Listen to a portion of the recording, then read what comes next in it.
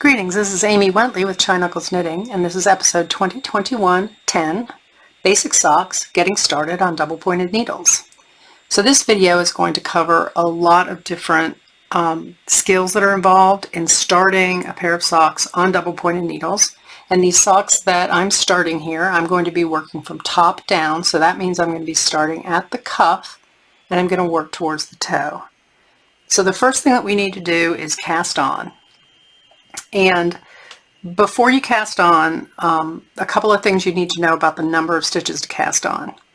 If you are working with fingering weight yarn or sock weight yarn, and you would probably be using a size US 2 needle, then for a woman's size sock, you will probably be casting on about 60 stitches. For a men's sock, 64. That's going to depend on your gauge and the pattern and various things, but that's just kind of a general rule. So one important thing to know is if you want to start your sock off with ribbing, and that's a really good idea because the ribbing hugs the top of your sock and keeps it next to your leg. It keeps it from falling down. So if you want to start with ribbing, if you're going to be working a knit one, purl one, or a 1x1 rib, you're going to need an even number of stitches cast on. If you want to work a 2x2 rib, that's knit 2, purl 2, knit 2, purl 2, you're going to need to have a number of stitches divisible by 4. So, getting started with casting on. I'm going to use a long tail cast on, and I'll show you a trick for measuring how long of a tail you need for casting on. So you take your needle and you will wrap around your needle the number of stitches that you want to cast on. So I'm going to leave a tail, and then I'm going to cast on 24 because I'm using fat needles and fat yarn and for demonstration purposes. So I'm going to cast on 24, so I'm going to wrap this 24 times. 1, 2, 3, 4, 5, 6, 7, 8, 9, 10, 11, 12, 13, 14, 15, 16, 17, 18, 19, 20, 21, 22, 23, 24, and then I'm going to leave another tail and just pull my needle out, leave this long tail, and I'm going to make a slip knot here and put it on my needle. Okay, so I'm going to have my tail over here and my yarn over here. I have some videos on my channel and my blog, which I'll link to at the end of this video, that show you a lot of different cast-ons you could do. Just remember that for socks you want to have a very flexible cast-on because you want to be able to get the sock over your foot and onto your leg. So I'm going to start casting on. I'm doing the long tail cast on, and I'm going to cast on 24 stitches.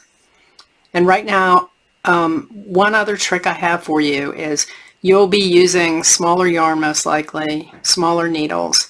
And if you wanted to cast on 60 stitches here, you might be worried about the stitches falling off the other end. So I suggest you get a needle stopper and put it on the end while you're casting on. So I'm going to go ahead and I'm going to continue casting on 24 stitches. I'm going to pause the video for a minute and I'll be right back when I've got 24. Okay, I'm back. I now have 24 stitches on my needle. Now, what your goal is going to be is to get all of these stitches on 3 different double pointed needles, and then you're going to join to work in the round. I do have a trick that will make that process a little easier, and that's to go ahead and work your first row of knitting before you move your stitches onto the DPNs and before you join in the round.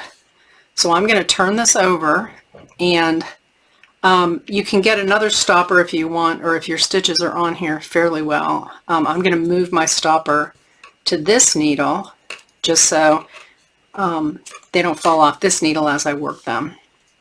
And then on this very first row, I'm going to want to start whatever ribbing pattern I wanted to use. So if I wanted to do knit 1, purl 1 ribbing, I would start that. If I wanted to do knit 2, purl 2, I would start that. And I'll start with the knit stitches. So I'll get that started here. So that's going to be knit 1, I want to do knit 2, purl 2, by the way. I like it. I think it's pretty. So knit 2, purl 2, knit 2. If you want to too, you can try other ribbing patterns. There are some twisted ribbing patterns that I've seen socks have.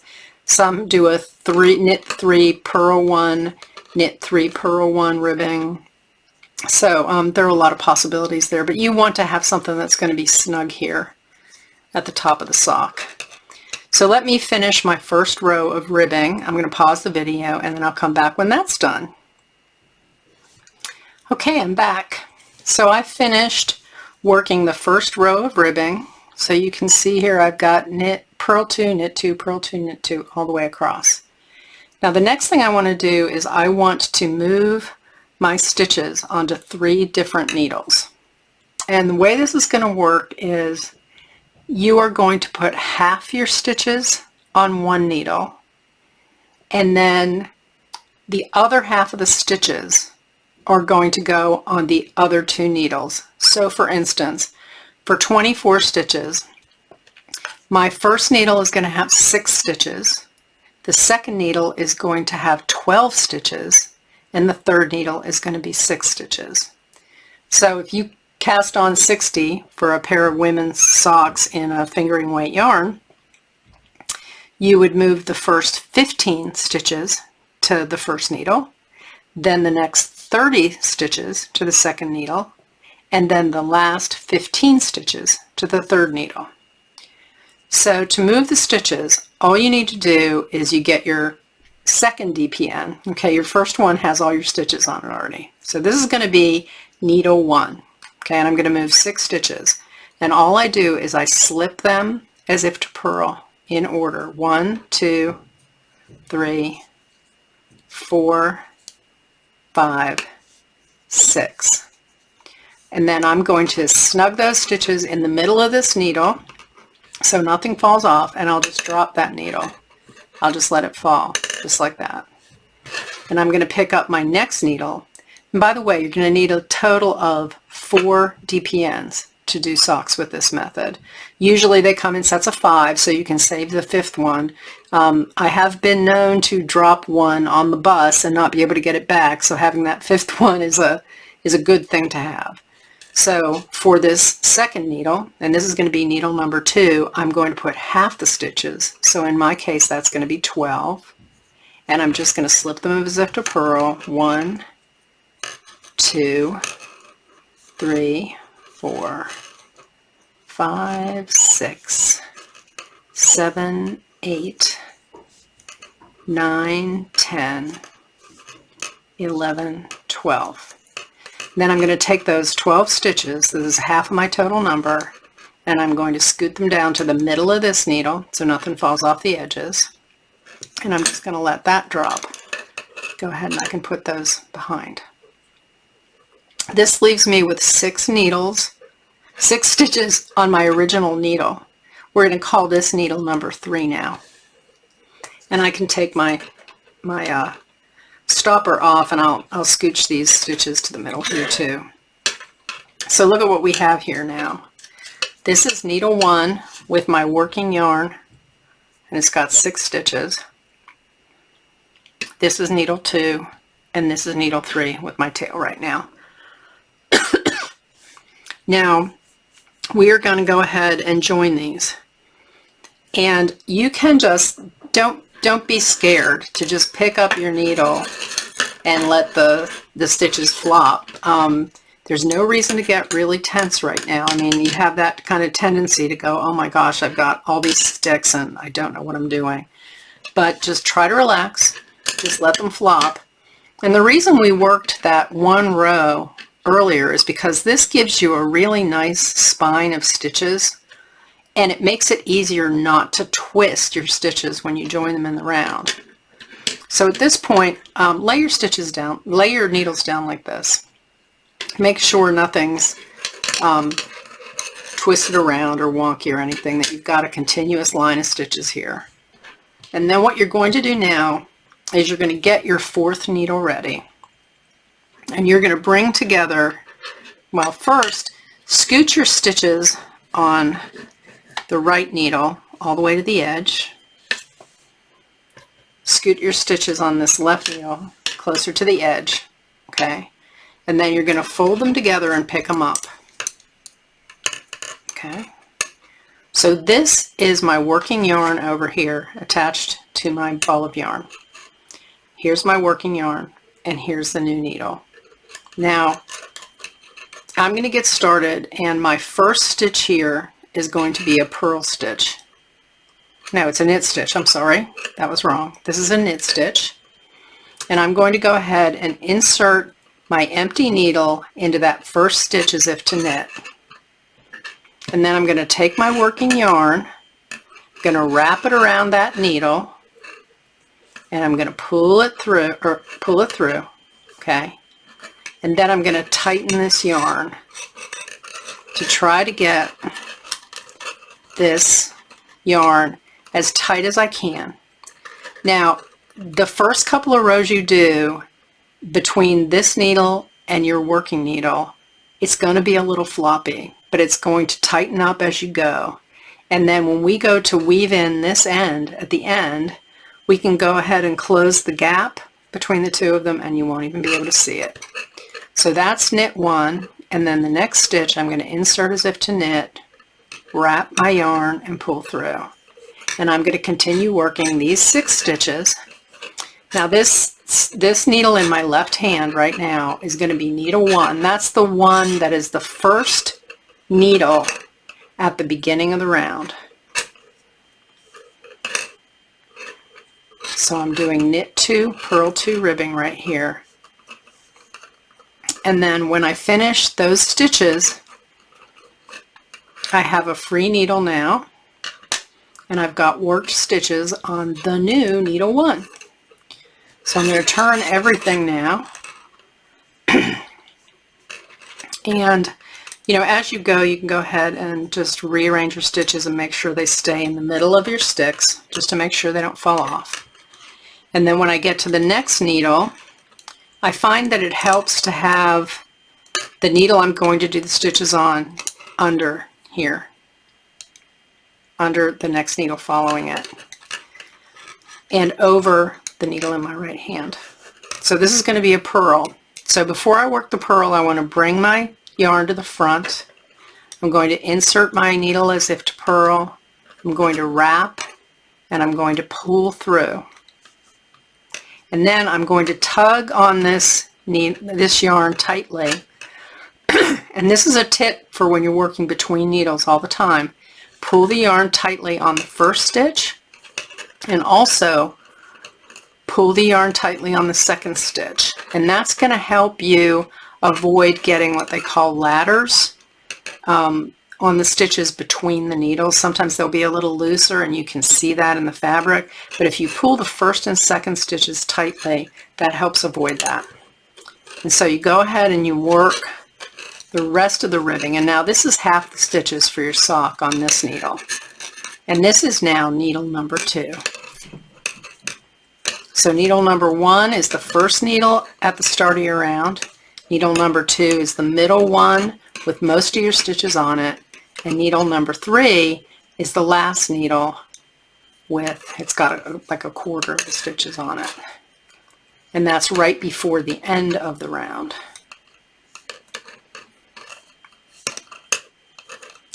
Okay, so I finished the stitches on that second needle, and I'm about to go over to the third needle now. So I have a new empty needle. I'm going to scooch these stitches to the middle so things don't fall off, and I'm going to turn to the stitches on the third needle. I'm going to go ahead and reorient this needle so that it comes above the next needle. That's going to make it easier to work with. Okay, so now you are at your third needle, and you will bring the yarn to the front.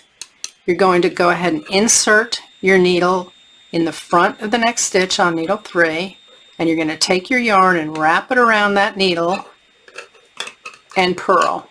And you are going to tug on that yarn to make a tight join between the two needles, you'll go ahead and do the next one and tug that tightly too, and then we'll finish up the stitches on this needle.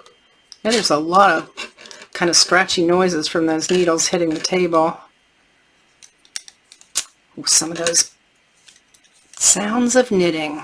Okay, so when you get to the end of the round, then you'll see here at the end of the round I have a pretty long string between needle 3 at the end of my round and needle 1 at the beginning of my round. You see that? And so what you're going to do is that is actually going to tighten up as you go along. But at the end of your project, when you weave in this end, you're going to be able to pull these stitches together and make them a little tighter at the beginning, and you won't even notice there's a problem. So I'm going to go ahead and start the stitches here again on this first needle, and I want to show you, make sure you take your yarn to the back because you're knitting that first stitch, and you wrap and pull it through. And if you want to, you can get that needle out of the way a little bit, the one in the right hand, and you will knit and wrap. And make sure you pull those first 2 stitches tightly,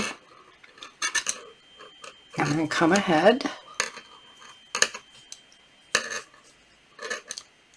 and finish those 2.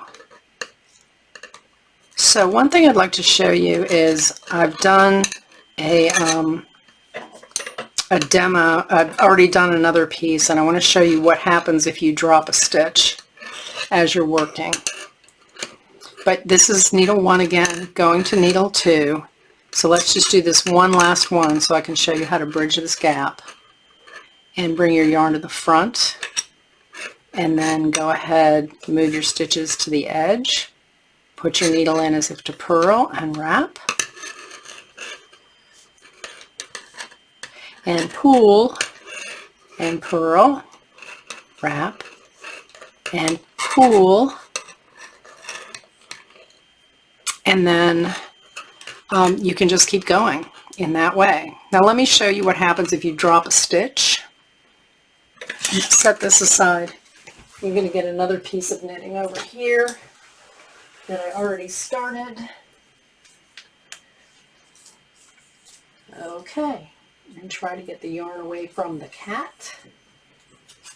There we go. Okay, so here's a piece I already started, and at this point looks like I just finished on needle 1, the 6 stitches, and I'm going to needle 2. And let's say for some reason I had a stitch drop off needle 2. Okay, you can see it here, and let's say it pulled out a little bit of a couple, and you have ladders that look like this, and your stitch way down here.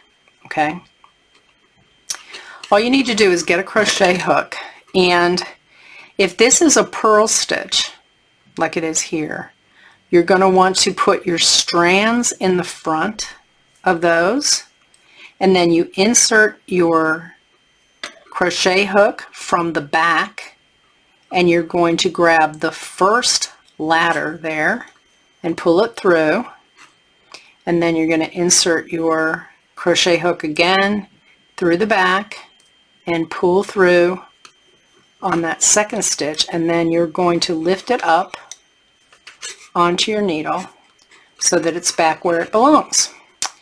Now one thing you want to make sure is you just want to count your stitches again to make sure you put that drop stitch on the correct needle, because you want to try to maintain half the stitches on that back needle and then the rest on the other 2 needles. So occasionally you could actually drop a couple from between 2 needles. So here are 2 stitches, and they both pulled out. Okay, so I've got 2 stitches here, they both pulled out. So one of the things you'll want to do is to keep, I've got 2 stitches here, I want to keep one from running anymore. So I'm just going to put it up on the left needle to just hold it for a second while I work with the other stitch. So with the other stitch, this is a purl, so I'm going to want to put the strands in front. I'm going to reach through the back of that stitch, and I'm going to grab the bottom strand first and pull it through. Then I'll put my crochet hook through the back again and pull the top strand, and I'll go ahead and just stick that on the closest needle just so I can hold it. Okay. Then I'm going to take this other one that I dropped and I was holding on the left hand needle, and I'm going to put the strands in front of this one again. Then I'm going to insert my needle from the back, and I will grab the bottom strand and pull through, and then stick it from the back and the top strand and pull through, and I will put it on my right hand needle, or on my left hand needle again, and then I'll go ahead and count. And then as I can see here, I now have 7 on needle 1, and I know I want to have 6, so I'll just go ahead and move that right back to my needle here. Now I'll show you one more thing, is if you drop a knit stitch in the corner, let's pretend like there was a knit stitch here. It's exactly the same thing.